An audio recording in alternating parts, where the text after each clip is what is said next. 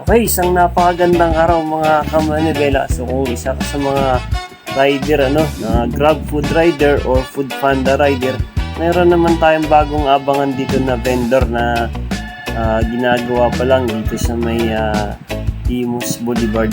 So yan, kung makikita mo, coming soon. Kung hindi ako nagkakamali, Jollibee ito. So sa mga pinalaki ng Jollibee yan, eto, meron na naman tayong pupuntahan, yung mga batang Jollibee. Okay, so kung di mo pa nadadaanan to, so yan, kukuha na lang natin ng mataas na view, para makikita niyo yung pinaka location.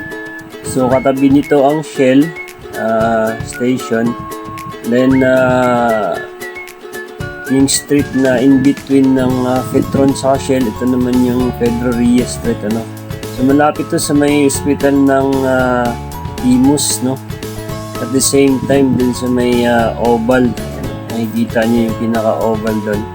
Then mayroong church, then sa dulo nun nandun yung City Hall, yung bagong City Hall ng Imus. So dito yan sa may Imus Boulevard, so malapit lang.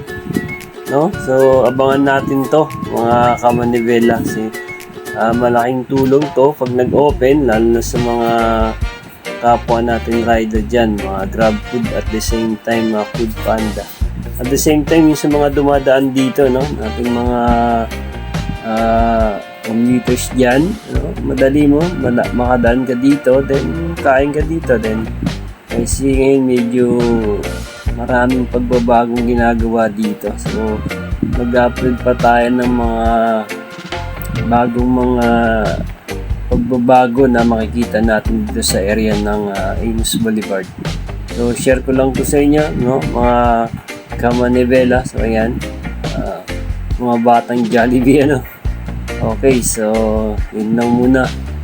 Ayop na meron kayong nakuwang info sa ating vlog. So huwag po kalimutan na i-like at i-subscribe, at panoorin po yung ating iba pang mga video. So tuloy-tuloy lang tayo sa pag-upload. So ayan, malapit lang dito. Ayan, yung pinaka-Imus Boulevard. And going to open na ng food. So yun lang mga kamanibela.